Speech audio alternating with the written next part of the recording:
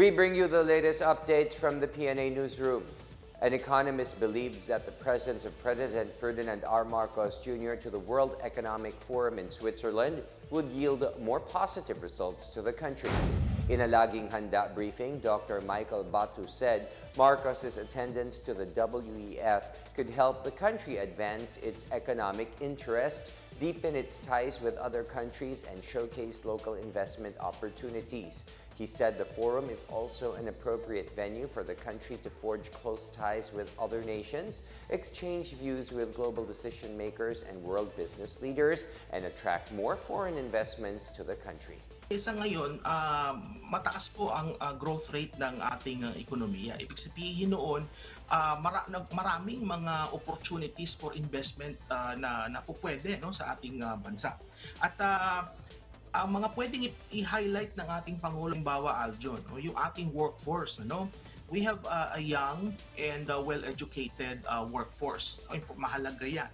Ikalawa, yung ating macroeconomic policies are sound. Yung ating yung pagmamanage ng ating economy is okay naman po.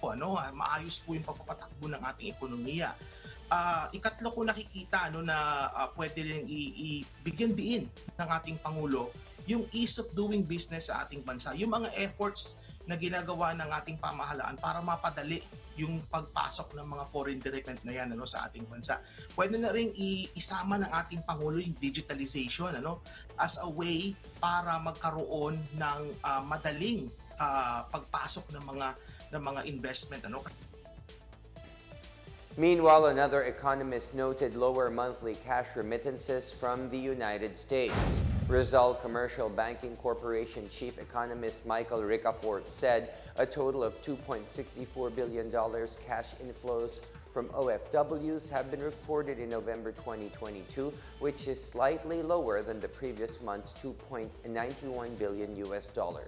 Ricafort said this is due to the higher US dollar-Philippine peso exchange rate in the latter part of 2022.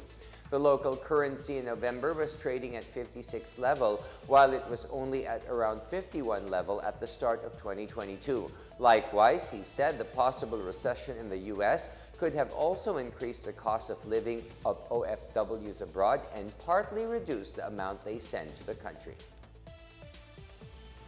Baguio City is hosting the Panagbenga Festival in full blast this February after a long hiatus brought by the pandemic. Baguio City Mayor Benjamin Magalong said this year's festivities will include pre-pandemic features and new events. Magalong said this year there will be performances from Filipino folk singer Noel Cabangon and other local artists. He, however, assured that the city government will coordinate with police and health emergency services to ensure that the celebration will be safe, secured, and orderly. More than 1,000 police officers will be deployed for the Panagbenga Festival. Magalong also said new routes have been created to ease traffic. The Panagbenga Grand Opening Parade will be held on February 1. Meanwhile, the closing ceremony and the grand aerial fireworks will be held on the 5th of March. In other news, the Department of Tourism in Bicol region will soon deploy cops who will especially cater to the safety of tourists. The DOT activated its tourist-oriented Police for Community Order and Protection program, or Top Cop, for police in the different local government units. At least 60 Albay police personnel underwent a 3-day integrated Top Cop training from January 10 to 13 at the Ligao City Hall. The Top Cop program aims to enhance the tourism sector's manpower capabilities and teach them to render first-rate professional service to visitors. After Albay, the DOT will train potential tourism cops in Catanduanes, Sorsogon, and Camarines Norte. Regional Director Herbie Agua said the creation and activation of tourist cops are needed to assure visitors that it is safe and more fun to visit the attractions in the region.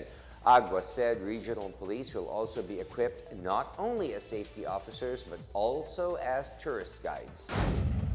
And that is the latest and the biggest stories from the Pna Newsroom. For more news content, visit our webpage or head onto the Philippine News Agency's Facebook and Twitter accounts. We are also shown on the pages of the Presidential Communications Office and on Radio Pilipinas RP1. I am William Theo. We tell stories that inspire change. Good evening, everyone.